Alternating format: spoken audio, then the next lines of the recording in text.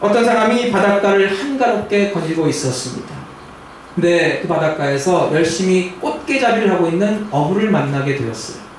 근데 그 어부가 게를 잡아서 아주 커다란 바구니에 담는 거예요. 그 바구니 안을 들여다보니까 게들이 엄청나게 많아요. 근데 가만히 들여다보고 있던 이 사람이 생각하기를, 아니 저 게들을 가득 담은 바구니에 뚜껑을 닫지 않았기에 이게 어떻게 된 일인가 해서 어부에게 물었어요. 아저씨, 저 게를 많이 담아둔 그 바구니에 뚜껑을 닫지 않으면은 게들이 전부 기어올라서 밖으로 도망치지 않습니까? 게들이 나가지 않도록 뚜껑을 닫아야지 않겠습니까? 그러니까 어부가 웃으면서 하는 말이, 근데 이 개들이 하는지 너무나 재밌어요. 개 한 마리가 밖으로 나가려고 바구니 위를 기어오르면은 일제히 다른 개들이 달려들어가지고 그 기다란 집게다리로 끌어내려서 자기들과 함께 있도록 합니다. 그러니까 개 단 한 마리도 이 바구니 밖으로 탈출할 수가 없답니다. 여러분, 정말 재밌는 현상 아닙니까? 여러분, 마켓에 개 파는 곳에 가보시면 한번 확인해 보세요. 살아있는 개들을 가득 담은 통에 절대 뚜껑이 닫혀있지 않습니다. 그리고 개들끼리 서로 붙잡고 잡아당기고 엉겨붙어 있는 모습을 볼 수가 있습니다. 그렇게 서로 붙잡아서 끌어내리다 결국 어떻게 됩니까? 네? 끓는 물에 들어가서 푹 삶아진 다음에 사람에게 잡아먹히게 되어 있습니다. 미리암과 아론이 모세가 구스 여자를 아내로 취했다고 비방했지만, 그러나 근본 이유는 다른 곳에 있었어요. 2절이 바로 그 원인입니다. 그들이 이르되 여호와께서 모세와만 말씀하셨느냐 우리와도 말씀하지 아니하셨느냐 하매 여호와께서 이 말을 들으셨더라. 미리암과 아론은 모세의 지위를 질투했어요. 모세를 시기하고 자기들도 모세에 필적할 만한 권세와 영광을 누리기를 원했던 것입니다. 아니, 모세 덕분에 자기들도 선지자의 반열에 든 것을 감사하기는커녕 모세를 비방하고 모세를 깎아내려서 자기들도 모세만큼 아니면 모세 이상으로 올라가기를 원했다는 사실입니다. 여러분, 이런 시기 질투의 근원이 바로 교만입니다. 사람이 자신을 너무 과소평가하는 것도 문제이고 자신에 대해서 너무 과대평가하는 것도 문제입니다. 자기 주제 파악을 할 줄을 알아야 해요. 자기에 대해서 너무나 과소평가하면 열등감에 시달리게 되는 것이고, 자신에 대해서 너무 과대평가하면 결국은 과대망상증에 걸리게 됩니다. 특히 자신에 대한 과대평가는 상대방에 대한 교만심을 일으켜서 시기와 질투를 유발하게 되고, 아무런 근거 없이 다른 사람을 비방하고 헐뜯는 데까지 이르게 되어서 하나님 앞에 큰 죄를 범하게 되는 것입니다. 성경에는 그런 예가 얼마든지 있습니다. 아담과 하와의 두 아들이 하나님께 제사를 드렸습니다. 그런데 하나님께서는 형의 제사는 받지 않으시고 동생의 제사는 받으셨어요. 형은 동생을 향해서 불타는 질투심과 시기심이 끌어올랐어요. 결국은 그 형은 동생을 미워해서 쳐 죽이고 말았습니다. 그 형이 누굽니까? 바로 가인입니다. 인류 최초의 살인의 비극은 바로 시기 질투에서 비롯되었습니다. 아버지가 동생만 사랑하는 것 같습니다. 채색옷을 지어서 동생에게 입히고 맨날 이뻐하는 거예요. 형들은 그 꼴을 보지를 못했어요. 동생을 그렇게 미워하다가 결국은 애굽의 노예로 팔아먹었습니다. 그 형들이 누굽니까? 바로 요셉의 형들입니다. 그들의 시기 질투로 말미암아 요셉이 그 오랜 세월 동안 큰 고난을 겪게 되었어요. 그는 이스라엘의 왕이었어요. 그런데 가만히 보니까 백성들이 자기보다도 자기 신하를 더 좋아하는 거예요. 자기에게는 천천을 돌리고 자기 신하에게는 만만을 돌립니다. 불타는 질투심으로 그를 쫓아다니며 죽이려고 했어요. 그가 누굽니까? 이스라엘의 왕 사울이었어요. 동생이 집으로 돌아왔습니다. 동생은 아버지의 재산을 거의 다 까먹고 알거지가 돼서 돌아왔어요. 그런데 아버지는 그를 반갑게 맞이해서 살찐 송아지를 잡아서 그를 위해 잔치를 베풀어 줍니다. 그러나 형은 그것을 못마땅하게 여겼어요. 동생에 대해서 질투해서 그는 잔치 자리로 즐겨 들어가지 않았다고 했습니다. 누굽니까? 바로 돌아온 탕자의 형입니다. 그들에게는 하나님이 주신 소중한 은사나 능력이 있었습니다. 그것을 하나님께 감사하고 하나님께서 각자에게 주신 그 은사를 활용해서 열심히 섬길 생각은 하지 아니하고 서로에 대한 시기 질투로 맨날 다투기만 했습니다. 누굽니까? 고린도 교회 성도들입니다. 하나님은 이런 시기 질투를 어떻게 처리하십니까? 본문 4절을 보면은 하나님께서 모세와 아론과 미리암을 회막 앞으로 나오라고 하셨어요. 하나님께서 이 문제에 개입하셔서 하신 일은 아론과 미리암의 죄를 드러내시고 모세를 위해서 변호해 주신 것입니다. 여러분, 하나님의 변호를 받는 사람이 가장 행복한 사람입니다. 여러분, 우리 구세주 예수 그리스도의 변호를 받아야 합니다. 우리가 장차 천국에 갔을 때 하나님께서 말씀하시기를 내가 왜 너를 천국에 들어가게 허락해야 하느냐, 너는 이러한 죄가 있지 않느냐. 그럴 때 예수님께서 우리의 변호사가 되어 주셔서 아버지, 저 사람은 나를 믿는 자이기에 저 사람의 모든 죄가 나에게로 옮겨졌고 그 죄가 십자가에서 처리되었습니다 라고 우리를 위해서 변호해 주실 것입니다. 예수님의 변호는 결코 실패하는 법이 없습니다. 하나님의 변호, 예수의 변호를 받는 사람이 가장 행복한 사람인 줄로 믿습니다. 하나님께서는 미리암과 아론도 내 선지자라고 하셨지만은 그들에게는 다만 이상과 꿈으로만 나타나실 뿐 모세처럼 그렇게 대면하셔서 은밀한 말씀으로 대화하지 않으셨어요. 하나님께서는 모세의 영광과 위엄과 존귀가 그들과 질적으로 다르다는 것을 보여주셨습니다. 그러므로 미리암과 아론이 모세를 시기하고 질투하고 비방한 것은 그들의 죄이며 모세는 그것에 아무런 잘못도 없다는 사실을 드러내게 하심으로써 미리암과 아론의 죄를 지적하셨던 것입니다. 하나님께서 결국 그들의 죄를 깨닫고 자백하도록 만드셨어요. 11절로 12절에 보면은 아론이 이에 모세에게 이르되 슬프다 내 주여, 우리가 우매한 일을 하여 죄를 얻었으나 청컨대 그 허물을 우리에게 돌리지 마소서. 그로 살이 반이나 썩고 죽어서 모태에서 나온 자같이 되게 마옵소서. 아론은 얼마 전까지만 해도 모세가 아프리카 여자를 취해서 결혼했다고 비방했지만 지금은 오히려 자기 동생한테 내 주여 그러면서 내가 죄를 범했다고 자백하고 있습니다. 그런데 모세의 기도를 통해서 아론과 미리암이 죄가 사함받았지만은 그러나 여전히 그 죄로 인한 상처의 흔적은 남아 있습니다. 그러니까 여러분, 나무에다가 못을 박고 빼도 못을 박은 흔적이 남는 것처럼 그들의 죄가 용서함을 받았다 할지라도 여전히 그들의 죄를 범한 그 기록과 흔적이 남아 있다는 거예요. 그래서 결국은 미리암이 문둥병에 걸려서 7일 동안 진 밖으로 쫓겨나게 되었습니다.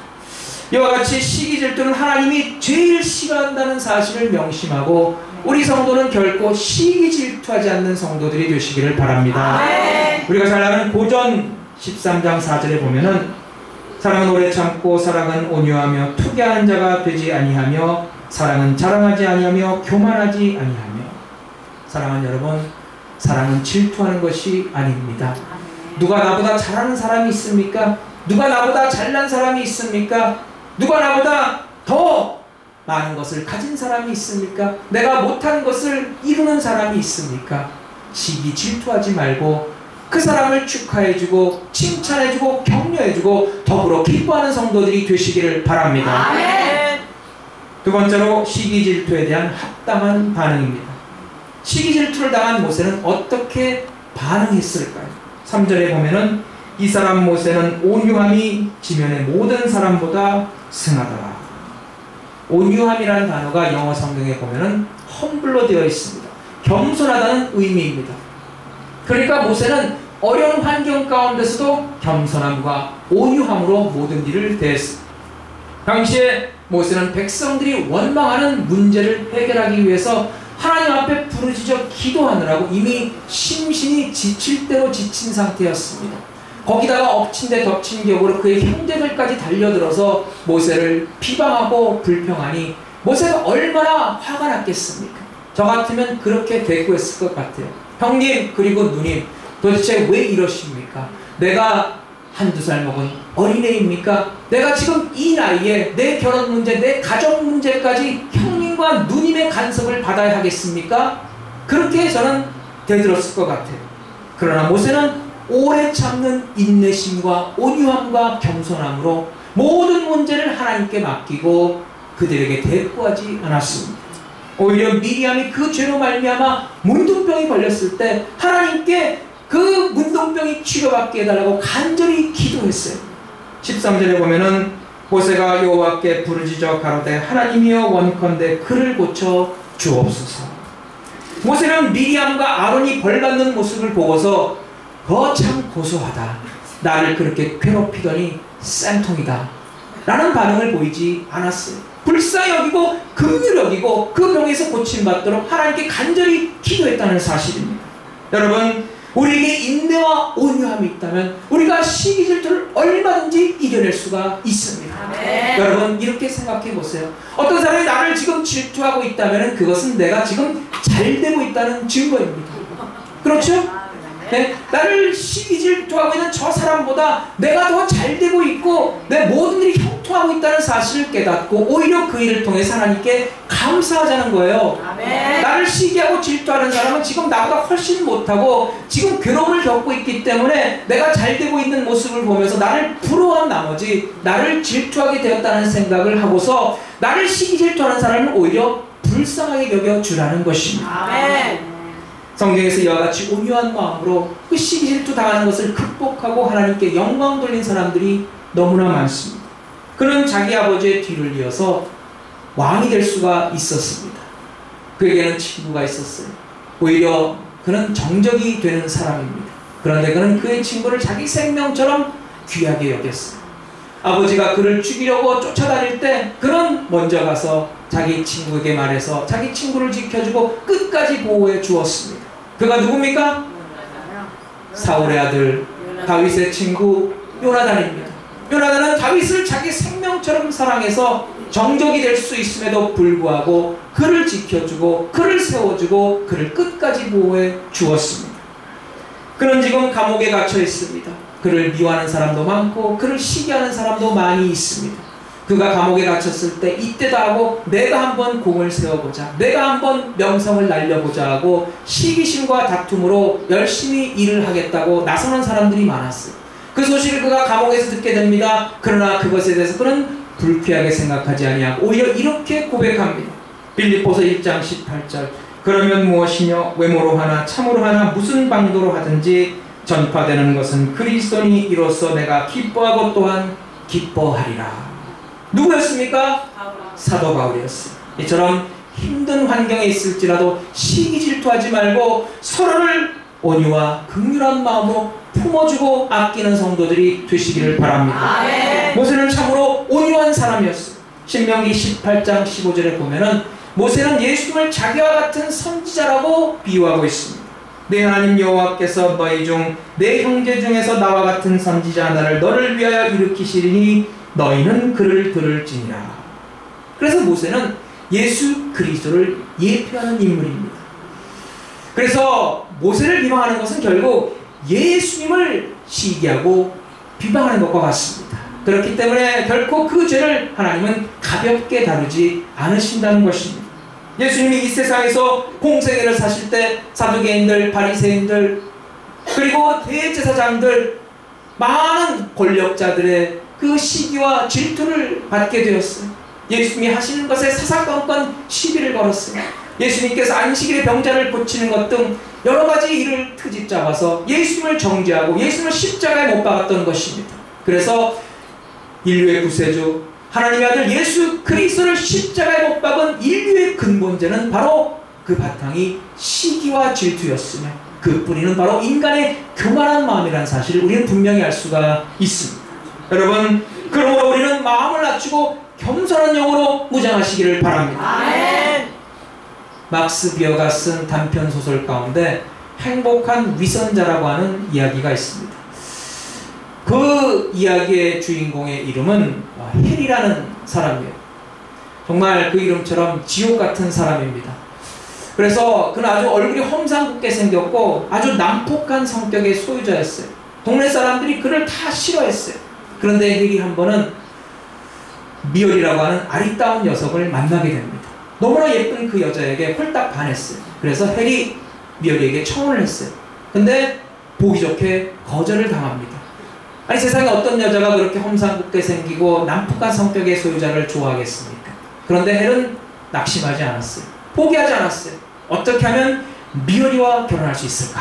궁리한 끝에 마침내 그는 세상에서 가장 온화하고 인자한 얼굴 모습의 가면을 만들어서 쓰기로 했어요.